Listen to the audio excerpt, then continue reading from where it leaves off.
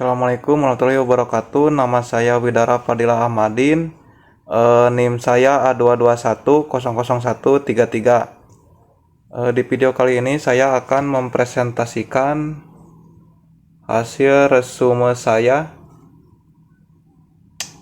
dari 5 jurnal atau 5 artikel. Langsung saja ke pembahasannya. Judul jurnal yang pertama yaitu pengembangan aplikasi online public access katalog atau OPAC, perpustakaan berbasis web pada STAI Aulia Rasyidin Tembilahan. Volume 2 nomor 21 Juli 2020. Tahun 2020, penulis Dini Ajahra dan Siti Ramadhani, SPD MKom. Latar belakang. Sebuah perpustakaan dituntut untuk memberikan pelayanan untuk menjanjikan sebuah perpustakaan lebih memberikan pelayanan yang lebih baik. Katalog yang berbasis website tersebut dinilai lebih efisien waktu dalam pencarian buku yang dilakukan oleh pengunjung. Selain itu, katalog online yang disediakan juga sangat bermanfaat karena dapat mencari di mana saja dan kapan saja terhadap sesuatu yang dicari dan diinginkan. Katalog ini dibuat juga dengan OPAC sehingga pengunjung perpustakaan dapat mencari buku yang diinginkan sesuai dengan informasi rak yang telah didapat berdasarkan permasalahan dengan melihat kesulitan yang dihadapi oleh pengunjung melalui inkubator bisnis teknik informatika Sekolah Tinggi Agama Islam Aulia Rasyidin, kesulitan dalam mencari buku di perpustakaan kampus. Metode penelitian yang digunakan yaitu ada dua. Yang pertama, metode pendekatan analisis sistem. Language adalah sebuah database yang menjadi standar dalam industri untuk visualisasi, merancang, dan mendokumentasikan sistem piranti lunak. Yang kedua, metode penelitian yang diterapkan pada penelitian ini adalah dengan pengembangan metode Rapid Application. RAD adalah sebuah model proses perkembangan perangkat lunak sekuensial linear yang menekankan siklus perkembangan yang sangat pendek. Pengujian dilakukan dengan tujuan melihat apakah sistem yang dibuat sudah sesuai dengan tujuan yang ditetapkan dan apakah sistem sudah layak untuk digunakan. Metode pengujian black box adalah suatu teknik pengujian yang dilakukan tanpa perlu mengetahui struktur internal dari software yang akan diuji, karena pengujian ini hanya berfokus kepada input dan output terhadap spesifikasi suatu software. Pada penelitian ini, pengujian black box dinyatakan sukses karena semua test case yang diuji menunjukkan dan memberikan nilai sukses. Metode pengujian UAT merupakan suatu metode pengujian oleh pengguna menghasilkan sebuah dokumen yang bertujuan sebagai bukti bahwa sistem yang dibuat telah dapat diterima oleh pengguna. Hasil pengembangan aplikasi ini menggunakan metode Rapid Application Development (RAD) yang merupakan metode proses perkembangan perangkat lunak sekuen linear dengan siklus perkembangan yang sangat pendek. Analisis sistem dilakukan dengan pendekatan UML (Unified Modeling Language) yang mencakup user diagram, sequence diagram, dan class diagram. Pengujian aplikasi dilakukan dengan metode black box dan user acceptance testing (UAT). Menggunakan skala Likert untuk perhitungan. Hasil pengujian menunjukkan bahwa tingkat persetujuan pengguna berada dalam rentang 61 sampai 80% yang termasuk dalam kategori setuju. Jurnal yang kedua adalah pemanfaatan framework Laravel dan framework Bootstrap pada perkembangan aplikasi penjualan hijab berbasis web. Volume 18 nomor 1 2022. Penulis Desma Al-Aipina dan Hari Witriono. Perkembangan teknologi terus bertambah maju, disertai dengan pertumbuhan internet yang terus bertambah setiap tahunnya. Internet dianggap dapat menghapus batas komunikasi antar negara serta budaya yang tak terkecuali bagi seluruh masyarakat Indonesia. Ditambah dengan budaya hijab Indonesia yang sangat beragam, membuat banyak tipe, model, dan desain hijab cantik yang mana tidak hanya digunakan untuk menutup aurat tetapi menjadi salah satu item fashion saat ini. Salah satu Works yang membantu dalam membangun aplikasi penjualan adalah Laravel. Laravel merupakan sebuah kerangka kerja pemrograman yang berbasis open source yang dipakai oleh banyak developer dari seluruh dunia. Kemudahan pengguna dan dokumentasi yang lengkap menjadi salah satu faktor mengapa Laravel menjadi primadona dalam beberapa tahun terakhir. Responsive User Interface merupakan fitur dari halaman web di mana halaman tersebut mampu menyesuaikan tampilan dengan perangkat yang sedang mengaksesnya. Dengan adanya fitur ini dalam web akan tetap nyaman dan enak dipandang ketika dilihat pada perangkat komputer maupun perangkat mobile yang tampilnya lebih kecil. Bootstrap merupakan kerangka kerja untuk tampilan yang memiliki kemampuan untuk membuat halaman web secara responsif. Metode penelitian yang digunakan ada dua. Model pengembangan sistem yang akan peneliti gunakan adalah metode inkremental. Model inkremental akan menerapkan rekayasa perangkat lunak yang akan membagi tugas hingga menghasilkan perangkat lunak yang lengkap. Proses akan berhenti jika produk telah mencapai seluruh fungsi yang diharapkan. Analisa tahap ini, peneliti akan menganalisa data yang didapat dari berbagai sumber untuk nantinya akan dimasukkan ke dalam aplikasi.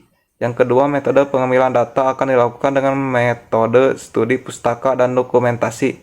Studi pustaka, peneliti telah menggunakan referensi yang didapat dari buku-buku yang terdapat di perpustakaan konvensional dan perpustakaan online yang sesuai dengan topik penelitian peneliti. Dokumentasi peneliti juga akan mengumpulkan data dari dokumen-dokumen yang ada di tempat penelitian yang digunakan sehingga data yang nantinya akan diproses dalam aplikasi, terutama data produk, monitor dengan resolusi 1366 kali 768. Rancangan aplikasi atau desain aplikasi akan disesuaikan dengan data yang telah dikumpulkan pada tahap sebelumnya. Tujuan dari beberapa hasil penelitian di atas dapat penelitian simpulkan bahwa proses penjualan yang sangat terbantu dengan adanya aplikasi dengan menggunakan framework Laravel dan Bootstrap dan membangun aplikasi penjualan dengan user interface yang responsif sehingga bisa digunakan untuk PC atau laptop dan smartphone. Penelitian lain telah menyetujui bahwa pemrograman PHP dan MySQL dapat juga digunakan untuk penanganan QR code pada suatu aplikasi. Dengan demikian, kemungkinan besar pemrograman PHP dan MySQL pada penelitian ini dapat berhasil dilaksanakan. Hasil aplikasi dibangun menggunakan framework Laravel 7 dengan Bootstrap dan PHP versi 7. Aplikasi terbagi dalam dua sesi, yaitu user dan admin, yang mana tiap sesi akan menampilkan halaman sesuai dengan sesi yang berlangsung. Judul jurnal yang ketiga yaitu pengembangan aplikasi TOEFL Praktisan berbasis website pada Universitas Teknologi Sumbawa, volume 6, nomor 1, Februari 2022. Penulis Iqbal Budi Kusuma dan Eri Sasmita Susanto. Latar belakang teknologi informasi komunikasi dan elektronik saat ini berkembang dengan sangat pesat dan menyebabkan berbagai bidang, termasuk bidang pendidikan. Dengan perkembangan teknologi saat ini, salah satu cara untuk menghadapi permasalahan ketidakvalidan penilaian tersebut yaitu dengan cara meninggalkan ujian dengan sistem paper-based test dan menggunakan sistem ujian berbasis komputer based test.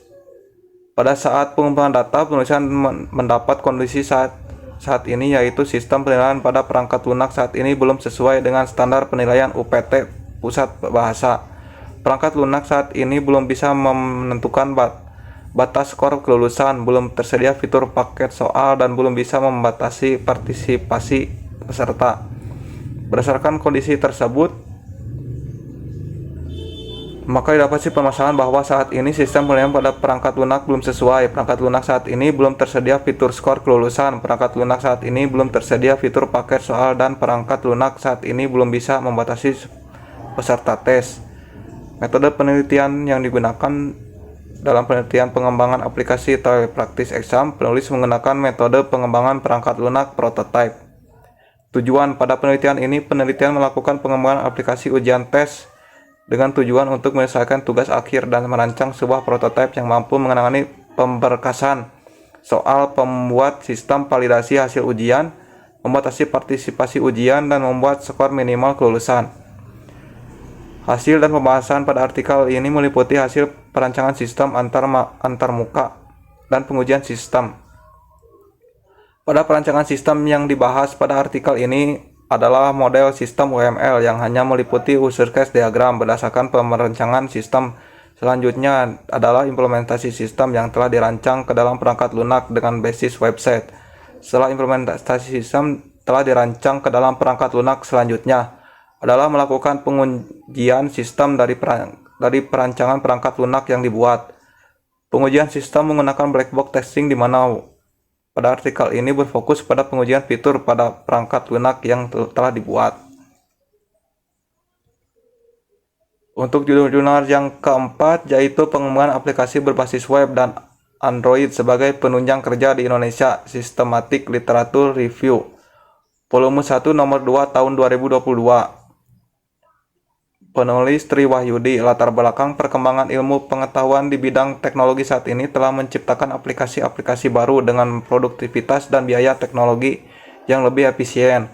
Untuk menunjang kinerja dalam bentuk suatu organisasi tidak hanya diperlukan kualitas sumber daya manusia yang handal, tetapi juga diperlukan kemajuan teknologi yang tepat guna.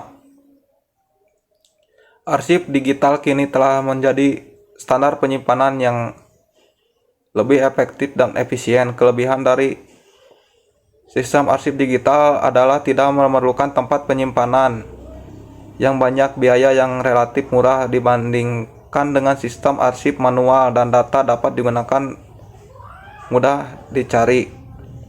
Ada banyak teknologi modern yang secara signifikan meningkatkan produktivitas manusia, termasuk Android. Sistem operasi yang dikenal dengan Android sangat populer saat ini. Pemasok utama yang menggunakan sistem operasi ini seperti Samsung, HTC, dan LG mendukungnya. Pendekatan yang dikenal dengan SLR digunakan untuk menganalisa dan menilai penelitian sebelumnya tentang suatu fenomena yang eksplisit, sistematis, dan dapat diulang oleh ilmuwan lain. Menurut artikel SLR di majalah medis papan atas, Nature Review Immunology, yang menerbitkan lebih dari 40% SLR pada tahun 2016. SLR pertama kali dikembangkan di bidang kesehatan dan bahkan cukup populer di sana. Salah satu alasan utama SLR telah mendapat beberapa daya tarik adalah memungkinkan proses pencarian perpustakaan yang transparan yang mungkin untuk mengevaluasi kaliber dan ruang lingkup temuan, selain kemungkinan sarjana lain untuk mengikuti metodologi serupa. Metode penelitian yang digunakan, Systematic Literature Review, dilakukan dalam 3 tahap: perencanaan, pelaksanaan, dan pelaporan tinjauan literatur. Langkah pertama dalam tahap perencanaan adalah mengidentifikasi kebutuhan akan tinjauan pustaka yang sistematis. Selanjutnya adalah mengembangkan protokol review yang akan digunakan. Review protokol dirancang untuk mengarahkan perancangan review yang mengurangi kemungkinan bias peneliti. Bertujuan untuk memberikan kemudahan bagi pengguna teknologi dalam menjalankan pekerjaannya. Hasil penelitian ini menunjukkan bahwa sektor pendidikan adalah yang paling dominan dalam mengembangkan aplikasi di Indonesia. Dengan platform Android sebagai yang paling banyak digunakan, pengguna aplikasi penunjang kinerja memberikan dampak positif, baik dari segi peningkatan kinerja maupun penghematan anggaran.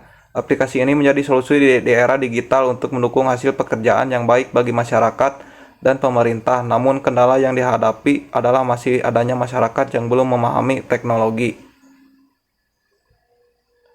Untuk judul jurnal yang kelima, yaitu yang terakhir, adalah perancangan sistem informasi manajemen berbasis web pada bimbingan belajar Creative Solution, volume 2 nomor 2 Juli 2021. Penulis Dedi Purwanto. Latar belakang: bimbingan belajar Creative Solution merupakan salah satu lembaga yang berada di Bandar Lampung yang bergerak di bidang jasa, yaitu bimbingan belajar atau pendidikan non-formal. Lembaga yang sedang berkembang ini menawarkan beberapa program, di antaranya yaitu paket belajar tahunan, paket belajar semester, bulanan, privat, outbound, serta pelatihan beatbox dan training motivasi. Data yang diolah saja belum cukup menjadi informasi. Data yang diolah tersebut harus berguna bagi penggunanya, maka sangat penting sebuah informasi untuk dikelola agar para penerima dapat memperoleh informasi dengan lebih baik.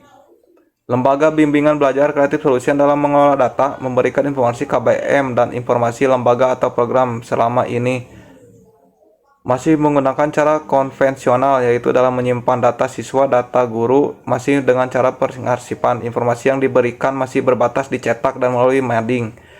Dalam promosi masih berbatas mengandalkan brosur dan banner sehingga mengakibatkan pemborosan biaya dan waktu tidak efisien yang dapat di tingkat jangkauan masih berada di lokasi tertentu saja, sehingga informasi yang diperoleh masyarakat hanya sepintas saja dan kurang maksimal. Dalam memberikan nilai siswa, guru membawa pulang hasil ujian ke rumah untuk dikoreksi dan diberikan nilai di setiap lembar jawaban siswa, lalu diserahkan kembali ke instansi kepada pihak akademi untuk direkap dan diarsip.